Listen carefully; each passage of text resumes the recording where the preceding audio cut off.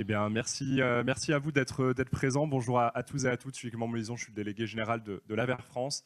On a souhaité, dans cette première séquence, parler évidemment de recharge, sujet majeur pour l'électrification. On va le faire ce matin avec trois intervenants qui ont accepté de nous rejoindre. Claude Renard, coordonnateur au déploiement des bornes de recharge et aux ZFE. On a Karine Havas, qui est Vice President Finance pour Bureau Veritas, et également CEO de Capital Energy, et avec Didier Liotto, qui est le directeur général d'Engie Vianeo. Je vais commencer d'abord par vous, Karine, si vous voulez bien.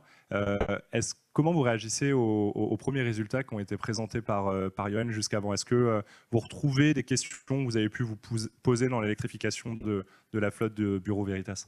Bonjour à tous. Excusez-moi pour ma voix, je vais essayer de faire un effort, mais j'ai pas de chance, j'avais une extinction de voix il y a quelques jours. Oui, alors quand je vois, et j'ai eu la chance d'avoir accès à l'étude complète, pour rien ne vous cacher, il y a un an, quand on s'est lancé chez Bureau Veritas dans l'électrification massive et un catalogue 100% électrique, j'aurais bien aimé avoir ce type de benchmark et de retour d'expérience, ça aurait été très utile. Et donc je pense que c'est très bien à l'époque actuelle où on a vraiment cette tendance généralisée. Globalement, je me retrouve complètement dans la stratégie de déploiement d'une massification électrique et d'une flotte 100% électrique. Nous, on a ce qu'on appelle une grande flotte, plus de 6000 véhicules à la route. On a décidé l'année dernière, à partir d'objectifs très clairs, en fait, d'objectifs de décarbonation. Donc, notre objectif, c'est moins 42% d'émissions directes, moins 25% d'émissions indirectes. On a fait une analyse très simple. 97% de nos émissions directes provenaient de notre flotte électrique. Donc à partir de là, si vous voulez, c'est devenu un projet d'entreprise. Et je pense que ça, c'est très important d'avoir, on en parlait tout à l'heure, d'avoir un projet d'entreprise sponsorisé par la direction générale et notamment le comité exécutif. Donc nous, c'est ce qui s'est passé. Ça a été un choix qui s'est fait très rapidement. On a décidé de partir sur la décarbonation totale de notre flotte. Et à partir de là, bien évidemment, quand les objectifs sont très clairs, eh ben, il faut décliner, tenir compte des freins, des différentes populations que nous avons. Donc nous, on avait fait une cartographie.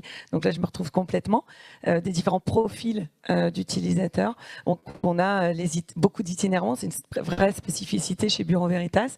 Et ça, c'est une contrainte supplémentaire, les itinérants. Et là, effectivement, je rejoins aussi dans l'étude, au niveau des freins, je pense que le premier frein, finalement, et nous, on l'a vu, on a fait pas mal des retours d'expérience, le premier frein, c'est celui tout simplement du passage à l'électrique.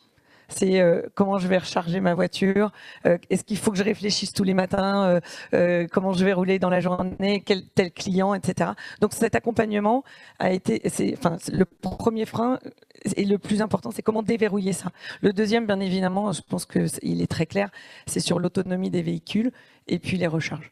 Donc là, on a déployé tout un plan de transformation et je pense que le mot transformation est très important. C'est pas juste un projet.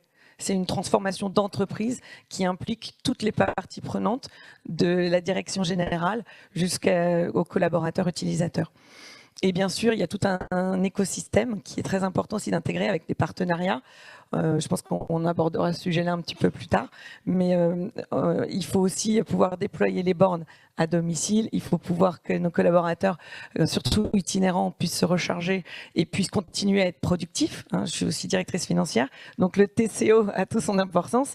Ça faisait partie aussi intégrante du postulat de départ dans les objectifs. Il y avait évidemment la stratégie de verdissement, stratégie de décarbonation, mais effectivement, il fallait qu'on continue à être productif, que nos collaborateurs, nos ingénieurs puissent continuer à faire des routes qui soient optimisées sans perdre du temps de production en rechargeant ou en faisant plein de kilomètres pour pouvoir recharger. Donc ça, c'est important aussi d'avoir des partenariats, aussi bien au niveau des bornes électriques, l'installation de bornes électriques, qu'au niveau des types de véhicules. Vous en parliez aussi. Je pense que le choix d'avoir des véhicules très attractifs a été un facteur clé de succès. Aujourd'hui, on a multiplié en moins d'un an, puisqu'on a déployé à peu près 6 mois, on a déjà multiplié par 5 les véhicules électriques à la route. Très bien, merci beaucoup. Je me tourne à présent vers vous, Didier. Alors, avant de parler recharge et évidemment, Engie Vianeo a tout son rôle à jouer là-dedans. Engie, c'est aussi un grand groupe qui a un certain nombre de véhicules. Vous en êtes où, vous, de vos objectifs d'électrification et de verdissement? Alors nous, on est vraiment l'exemple du fait que ce soit particulièrement complexe. Parce que Engie, notre raison d'être, c'est la transition carbone. C'est comme ça qu'on se vend. On a, avec Engie Vianeo, une société qui fait de la recharge et qui est concentrée sur l'électrique. Et par ailleurs, on milite pour le verdissement des flottes de manière très forte. Et pourtant, c'est le même challenge chez nous que chez Bureau Veritas. Et en plus de l'étude de Johan résonnait vraiment pour nous aussi. Hein. Et en plus de ce qui a été dit, je dirais que moi, il y a deux choses qui me paraissent très importantes dans la transition. Donc, nous, où on en est, pour être concret, c'est que on passe désormais à une grille 100% électrique là en 2025, mais c'est la première fois qu'on a une grille 100% électrique. Et jusqu'à maintenant, donc on avait ce challenge qui est, pour moi, ajouté au côté transformation, il y a deux points que je voudrais souligner. Le premier, c'est l'authenticité. Donc il faut dire aux gens, sur les trajets exceptionnels, qui ont un poids émotionnel démesuré, parce que dans la tête des gens, même s'ils vont utiliser leur voiture très très vaste majorité des temps sur des trajets sur lesquels honnêtement l'électrique va poser aucun problème, il y a ces quelques trajets par an. Et sur ces quelques trajets, il faut dire les choses. Aujourd'hui, même avec des bons véhicules, vous allez mettre une demi-heure ou une heure de plus. C'est pas dramatique, mais il faut se le dire et il faut l'expliquer, il faut en expliquer les avantages. Mais il faut être franc, il ne faut pas essayer de vendre que c'est exactement la même expérience aujourd'hui, bien que ce le sera dans quelques années. Et la deuxième chose, c'est l'exemplarité. Le fait que les dirigeants roulent en voiture électrique, c'est le jour et la nuit. Ça, c'est décisif dans la transformation. Parce que quand vous n'avez pas l'expérience intime, vous, de rouler en électrique, c'est complètement différent pour l'expliquer et pour le vendre derrière. Il n'y a rien de plus fort que on fait ces trajets, on fait ces week-ends, mais moi je le fais.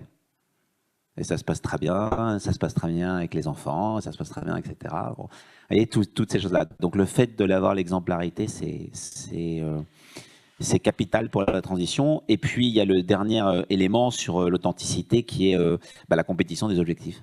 Donc, il y a ce côté, il y a votre commercial qui dit mais moi, j'en ai besoin. Voilà l'objectif de l'année en vente, en marge, en que sais-je. J'ai besoin de ne pas être embêté par des détails. M'embêtez pas avec l'électrique. Et donc, savoir gérer ce point-là, c'est assez subtil et c'est ce qu'on vit. Hein. Merci à tous les deux sur ces premiers retours. Claude, justement, je me tourne vers toi. Qu'est-ce que ça t'évoque, ces deux retours de grandes entreprises? On sait que on en a parlé rapidement, une taxe a été mise en place dans la dernière loi de finances. Est-ce que côté État, on considère que le boulot est fait, qu'il reste encore des choses à mettre en place, peut-être une proposition de loi d'ici la fin de l'année, la proposition de loi Fievé-Le Seul, est-ce qu'on peut imaginer qu'elle puisse être examinée dans les prochaines semaines, prochains mois?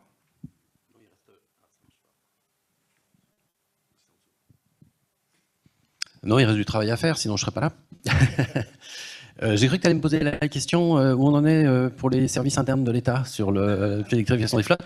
Je n'ai pas osé. Ça serait une excellente question. Donc, comme je ne suis pas en charge de ce sujet, je ne répondrai pas. Non, en fait, effectivement, on va être également transparent, c'est le but. L'État devrait être exemplaire, comme les cadres dirigeants des entreprises. Aujourd'hui, on ne l'est pas complètement. Il y a X raisons pour ça, c'est peut-être un peu plus compliqué, mais on avance. Notamment, j'ai en tête la direction des achats de l'État qui a mis en place un marché pour électrifier, enfin pardon, pas électrifier les flottes, ça c'est déjà depuis longtemps, mais pour mettre en place des bornes de recharge dans les sites de l'État et de ses opérateurs. Donc ça, c'est quelque chose qui est en cours, mais qui est effectivement un petit peu long. L'électrification des flottes, c'est une des priorités. Bon, ça a été dit tout à l'heure, c'est aussi ce qui va apporter des flottes dans le marché de l'occasion. Très bien. Hein. Et cette priorité, alors l'État, pas l'État grandement planificateur, mais on a quand même une planification écologique pour tenir nos objectifs de 2050, neutralité carbone. Et dans cette planification écologique, on a constaté qu'on a eu un décrochage en 2024. On n'est pas à la hauteur. On n'a pas les objectifs qui sont atteints sur cette électrification. Et donc c'est pour ça que, effectivement, en loi de finances, il y a eu des mesures supplémentaires pour pouvoir inciter plus fortement l'électrification des flottes. C'est un objectif, donc il y a eu une proposition de loi Fiévet, le seul, qui a été déposée au mois de février. Bon, je ne connais pas le planning de son analyse à l'Assemblée nationale et de son traitement. Je vous passerai que le fait que l'agenda parlementaire est un petit peu compliqué. Mais les objectifs globaux de cette proposition de loi, on les partage complètement. Nous, ce qu'on souhaite clairement, c'est une amélioration de l'électrification des flottes des entreprises. Je rajouterai juste 2 petits points. Le premier, c'est une autre complexité qui n'a pas été évoquée dans l'étude, mais que je perçois, alors qui est peut-être un peu pratico-pratique, c'est tout simplement aussi que les gestionnaires de flotte, enfin avant, pour les véhicules thermiques, la gestion d'une flotte était faite uniquement par le gestionnaire de flotte. Donc il est responsable de son activité. Et maintenant, dès qu'on attaque une flotte électrique, au-delà du TCO et ce sujet-là, ça impacte d'autres volets de l'entreprise, notamment secrétaire général, enfin d'autres infrastructures. Il faut mettre des bornes dans l'entreprise. Ça, c'est pas le gestionnaire de flotte qui va s'occuper de faire appel à un électricien pour mettre des bornes dans l'entreprise. C'est pas le gestionnaire de flotte qui va renégocier les contrats de fourniture d'électricité éventuellement pour l'entreprise sur cette disposition. Donc ça veut dire que l'électrification d'une flotte englobe également une complexité supplémentaire dans le process interne de l'entreprise, parce que ça fait appel à d'autres métiers que la simple relation du gestionnaire de flotte avec des entreprises qui font de la LLD classique, on va dire, de véhicules. Donc ça veut dire qu'il faut vraiment aller plus loin que cette simple gestion, et ces relations interservices, elles ne sont pas naturelles, sauf s'il y a une volonté très forte de la direction, et on voit que cette volonté existe dans pas mal de groupes, et c'est ce qu'il faut pousser. Un autre point également qui me semble important à signaler, et alors je vais me tirer une balle dans le pied dans le sujet, mais c'est un peu je pense que c'est quand même important, c'est qu'à chaque fois on dit effectivement le TCO il est là, on a une perception que les véhicules électriques ne répondent pas aux usages, tout ça c'est aussi des moyennes.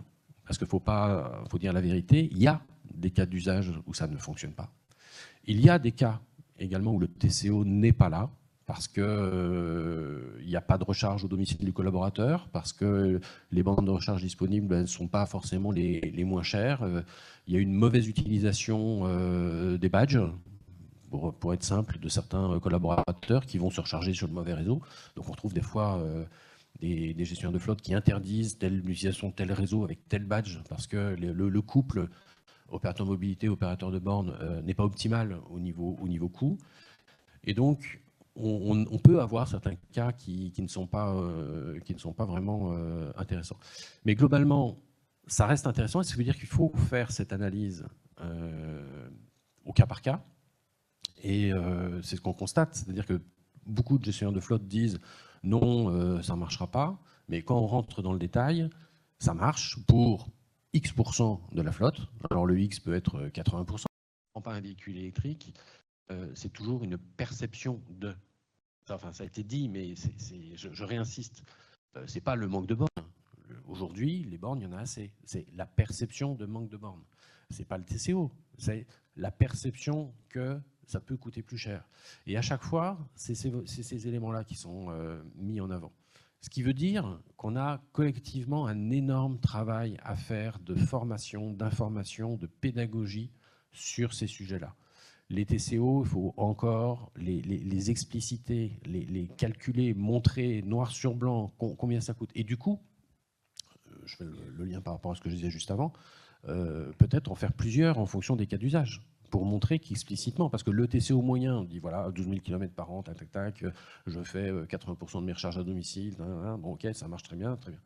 Mais effectivement, si on n'est pas dans ce cas-là, si on est à plus de kilomètres, moins de kilomètres, pas de recharge à domicile, plus d'autoroutes, moins d'autoroutes ou autre, le TCO, il faut l'adapter, donc il faut peut-être faire différents cas, et ça peut être encore plus intéressant que le TCO moyen tel qu'il peut être présenté parfois. Donc ça nécessite un petit peu de travail,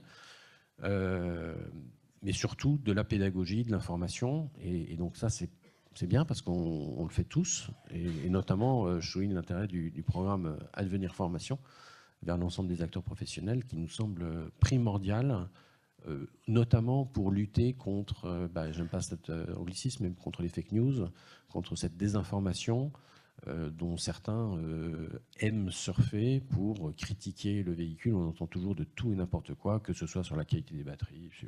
On en reparlera juste après dans la table ronde sur la communication. Je vous voyais réagir, Karine, sur la partie TCO, cas d'usage, et puis peut-être aussi pour attaquer un peu plus directement le sujet de la recharge, l'itinérance chez vous, auprès de vos collaborateurs.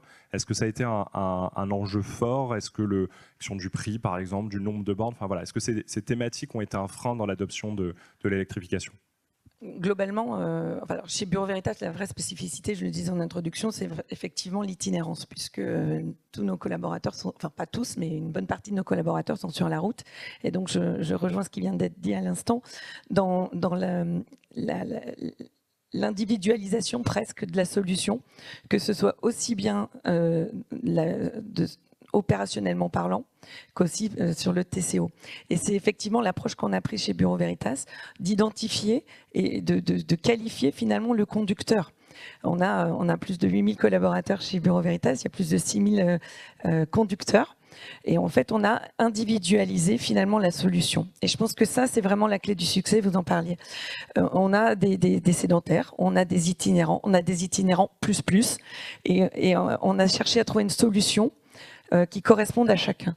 Alors effectivement, quand on parle du TCO, une moyenne, ça ne veut absolument rien dire. C'est pas pertinent, sur ce type de projet. Il faut vraiment individualiser aussi le TCO, ce qui m'amène à dire qu'il faut aussi mettre en place non pas juste un TCO initial où on dit c'est plus intéressant l'électrique, ce sera plus intéressant l'électrique que le thermique. C'est aussi un suivi. Et là, on a besoin de data, on a besoin de pilotage, parce qu'il faut aussi pouvoir faire des bilans régulièrement et pouvoir réorienter le conducteur s'il y a des mauvaises pratiques dans les recharges notamment, vous en parliez, pour pouvoir dire là finalement on est à une dérive parce que tu utilises pas bien ou en tout cas tu n'as pas encore compris réellement ce qui est le plus adapté pour toi.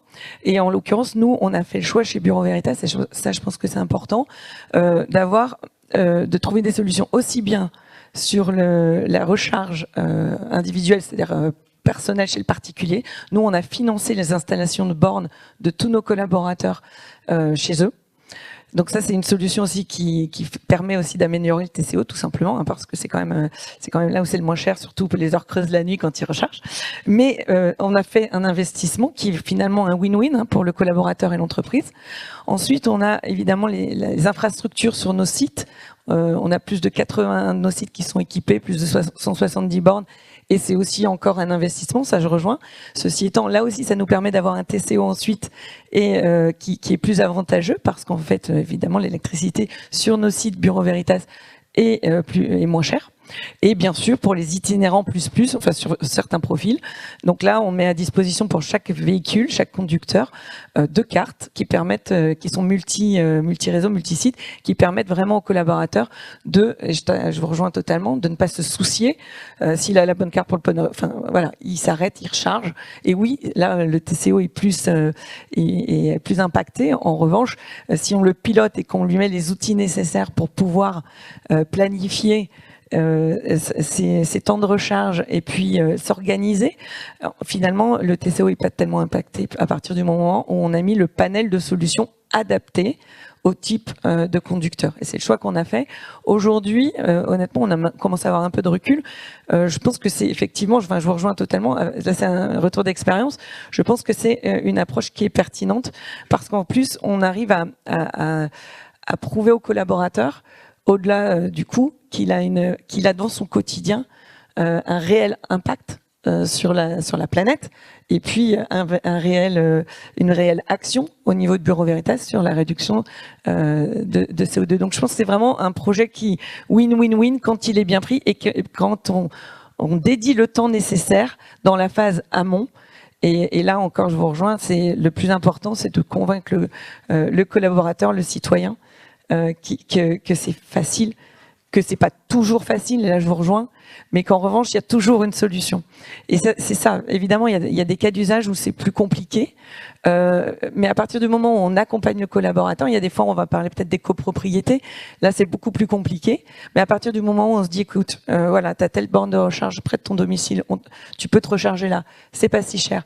Et puis, elle est toujours disponible. Et ensuite, eh ben, on trouve des solutions. Et nous, on a pris cette décision, je veux dire, pardon, chez Bureau Veritas, de toute façon, toujours favoriser l'électrique. Même si, à certains moments, évidemment, on peut avoir un surcoût, peut-être plutôt qu'un TCO plus avantageux. Mais là, dans la moyenne, finalement, c'est très intéressant. Merci beaucoup. On a parlé du coup plusieurs fois de prix de la recharge. Antoine, notre président, l'a dit en introduction, à l'AVER, on parle de façon transparente, donc on aborde aussi les sujets qui peuvent fâcher. L'autorité de la concurrence, à l'été dernier, avait publié un très très long rapport sur le marché concurrentiel de la recharge, en pointant un certain nombre de sujets, notamment la question du prix, également la question de la transparence. De votre côté, Didier, côté Engie Vianeo, comment vous avez reçu le rapport et selon vous, quelles sont les réponses qu'on doit y apporter? Alors, donc là, on est moins dans le pro et on est plus dans le grand public.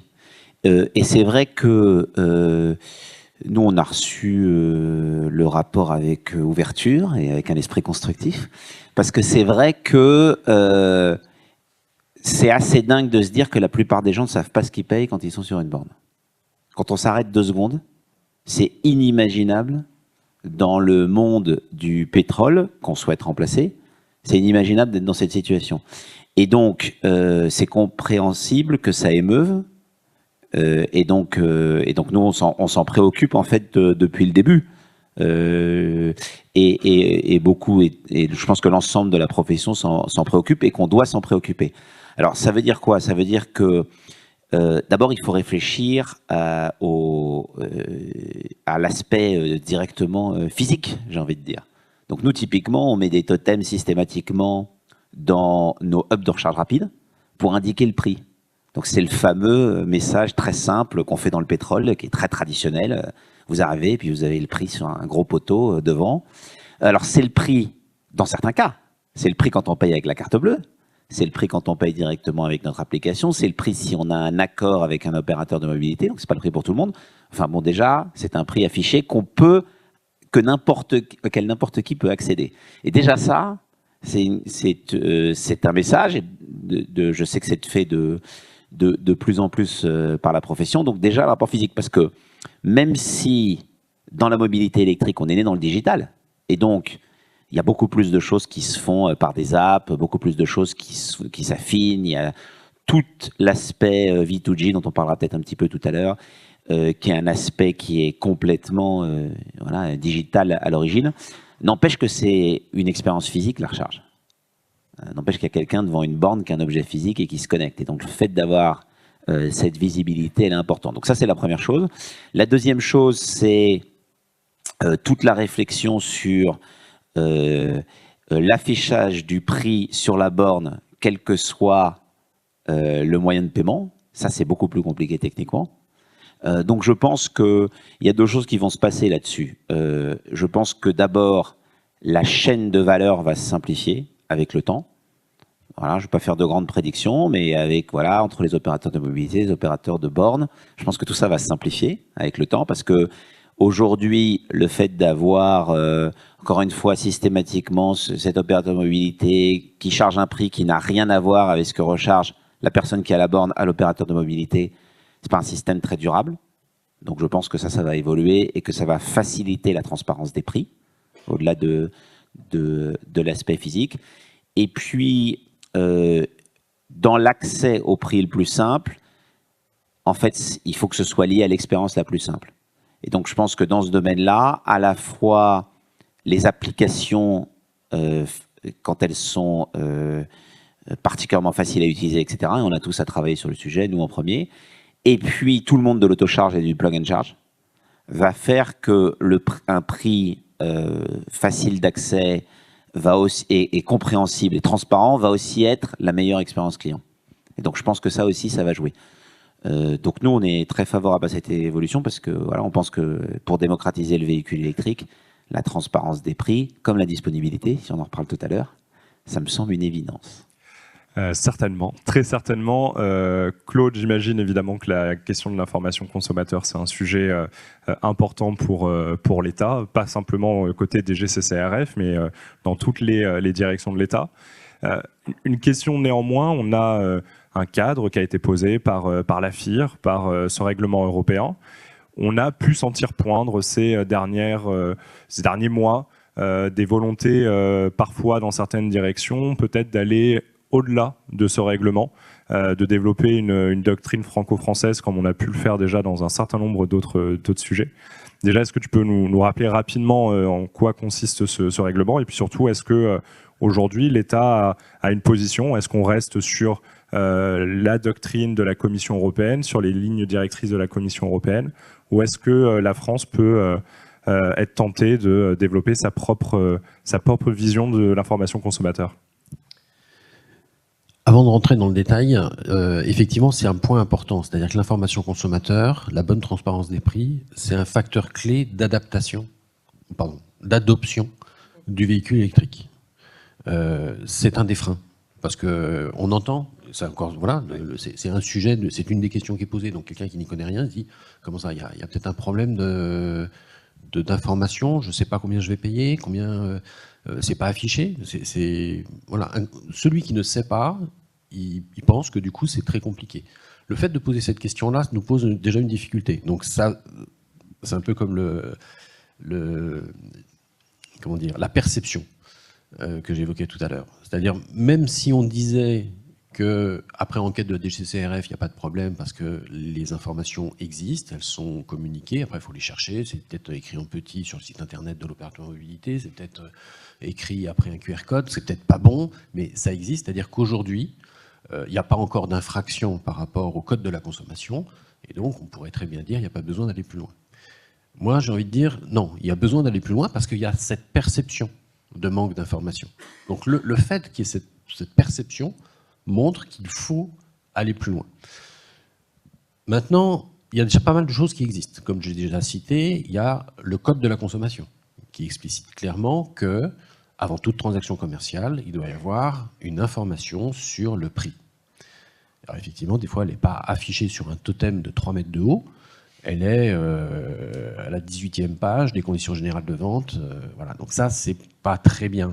Donc c'est améliorable. On a la FIR qui nous a imposé un certain nombre de points et qui a été déjà très intéressante parce qu'elle segmente déjà les usages de leur charge. Elle les segmente avec, alors pas charge rapide, charge lente, elle les segmente avec le seuil de 50 kW. C'est-à-dire qu'une 24 DC, elle est en dessous, donc elle n'est pas concernée. Mais au-delà de 50 kW, on a une obligation d'affichage clair, explicite, de l'information du tarif. Et en fin de compte, on constate que sur ce type de borne, bon, à part certaines qui étaient rouges, qui continuent à être rouges ou blanches, bon, peu importe, on a des matériels en termes de bornes qui sont un peu plus onéreuses que des bornes, on va dire, lentes en voirie de 7 ou 11 ou 22 kW. Et donc ces bornes un peu plus onéreuses, elles ont un affichage, elles ont un terminal de paiement. Et en fin de compte, sur autoroute, c'est le cas, mais complètement. C'est-à-dire que quand on est en itinérance, il n'y a aucune difficulté. On peut payer sur toutes les bornes en carte bleue, le prix est affiché en kilowattheure, il n'y a aucune difficulté.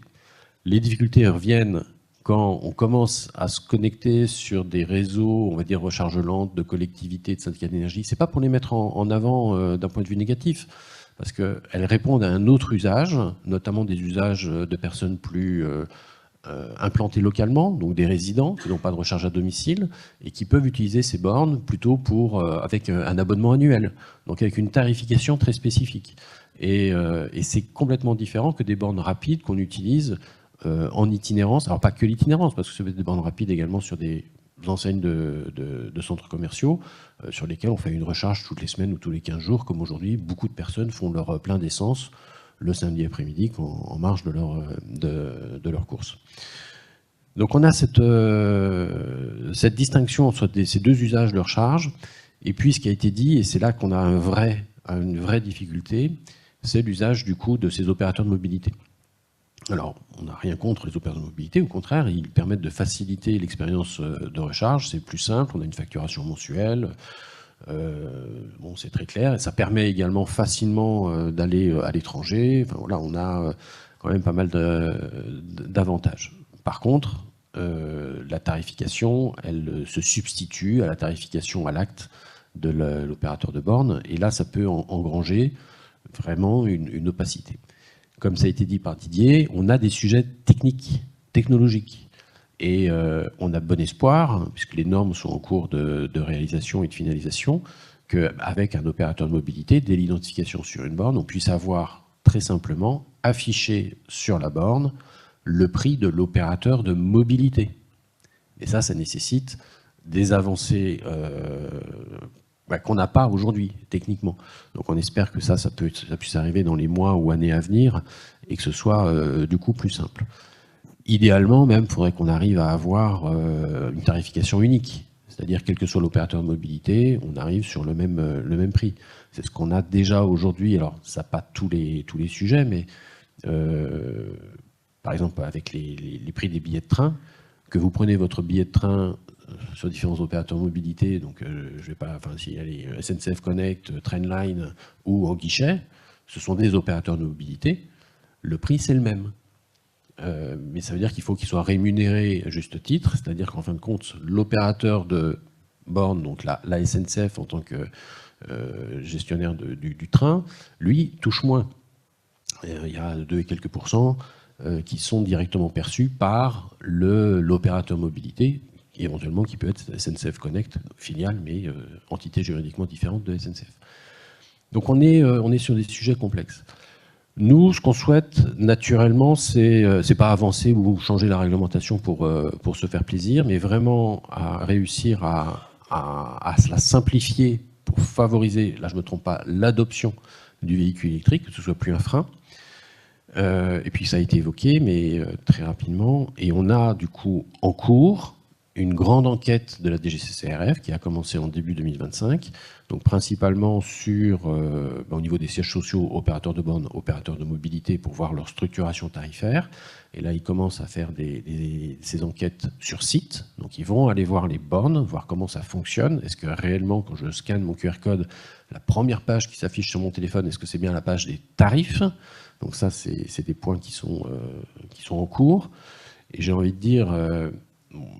on va voir les retours de cette enquête et certainement on va prendre les mesures bien au-delà en fait de l'enquête, du rapport d'autorité de la concurrence qui était très intéressante, très riche, mais globalement très oui, ce serait mieux de favoriser la transparence des prix pour... voilà, donc ça restait avec beaucoup de généralité, relativement peu de propositions directement transposables dans une réglementation. Mais on va y travailler avec la DGCCRF pour améliorer les sujets. À votre disposition. Didier, je vois que ça vous fait réagir. Et peut-être une dernière question sur le sujet de l'itinérance. On a parlé du perception des bornes et du nombre de bornes, de l'insuffisance de bornes. Aujourd'hui, on a à peu près 160 000 points de recharge ouverts au public. On a un des plus grands réseaux en Europe. On voit aussi qu'on a du mal à dépasser les 20 sessions par mois, en moyenne. Évidemment, il y a des disparités derrière. Et puis on a quand même déjà entendu cet hiver des premiers cas de saturation ou d'approche de saturation, selon comment on le définira. Est-ce que dès cet été ou l'été prochain, on va commencer à avoir des situations compliquées? Et si c'est le cas, comment on fait pour les éviter? Alors, pour reprendre ce que disait Claude au début de la présentation, il y a assez de bornes en France en moyenne, ça c'est clair. Non seulement il y en a assez, mais en plus on en installe tout le temps. Nous et nos amis de la compétition, on en installe tous les jours, de tout type. Et on a l'intention de continuer à en installer beaucoup, pourvu que, évidemment, la réglementation et le cadre général continuent. Et donc, on est on est clairement très motivé pour ça. On est au tout début d'une histoire. Le taux de pénétration du véhicule électrique en France et en Europe, c'est quoi, 3, 4, 5%. On a l'intention d'aller à 100%. On a à peine commencé les camions. Les camions, c'est un sujet qui nous passionne aussi chez Engie Vianeo. Donc, on est au tout début de cette histoire et donc il va falloir beaucoup plus de bornes devant. Donc ça, c'est le premier cadre. Et le deuxième point, c'est que dans la question dont on parlait sur cet hiver, etc., on est vraiment dans le pic. Le sujet, c'est le pic sur autoroute. C'est ça le sujet qui préoccupe et qui a créé une ou deux situations un petit peu compliquées sur certaines aires de service cet hiver. Et donc sur le pic autoroute, il y a plusieurs choses. Évidemment, il y a d'abord tout ce qui est pallié directement à la borne physique. Donc c'est l'affichage du concessionnaire autoroutier, les bonnes pratiques, et donc ça c'est déjà dans l'usage et dans la manière dont les gens prennent comme habitude sur les aires de service. Le deuxième élément, c'est que c'est une équation économique challengeante pour nous. Parce que nous, on met des millions d'euros dans le sol, et on nous dit qu'il faut en mettre un petit peu plus pour certains pics, parfois qui sont 3 fois par an. Donc ça demande évidemment qu'on ait une réglementation qui favorise ça, qui favorise le fait qu'on investisse en avance de la rentabilité.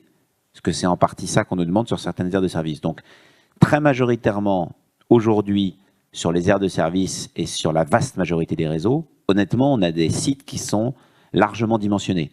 Alors oui, si vous êtes au 15 août sur la 6 et que vous descendez, c'est possible que vous attendiez une demi-heure.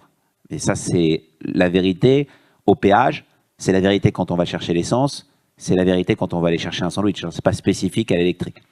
Mais c'est vrai que comme l'électrique a ce temps de charge de 20-30 minutes sur autoroute, bon, il y a une attention particulière et ça peut créer un drame parce que, évidemment, les gens font la queue, ça va sur la voie courante et donc ça peut être dramatique. Donc il y a une attention particulière, on dimensionne ça, on densifie. Donc nous et la compétition, on densifie sur autoroute. Chaque année, on rajoute des bornes sur des aires de service existants. Il y a des aires de repos qui vont être équipées pour aider avec la pointe. Donc, est-ce qu'il y aura une ou deux histoires dont je n'ai pas de doute que des médias bienveillants se saisissent pour favoriser la transition vers la mobilité électrique? C'est pas impossible. Mais globalement, il y a énormément de choses qui sont en place pour que ça fonctionne. Et on travaille par ailleurs d'arrache-pied, toute la profession, sur la disponibilité. Pour que notre taux de disponibilité de 99, 98, 99, 99,5 soit là. Ce qui est un boulot énorme, parce que c'est des machines qui sont à la fois des machines digitales et des machines d'Internet des objets. Donc on est à la frontière de deux technos. Donc ça crée tout un tas de complexités qui sont isolées, dans lesquelles on ne peut pas avoir une personne qui s'en occupe. Ce ne serait pas rentable du tout. Je parle à la directrice financière, mais si on avait une personne sur chaque aire de service, ça ne fonctionnerait pas trop.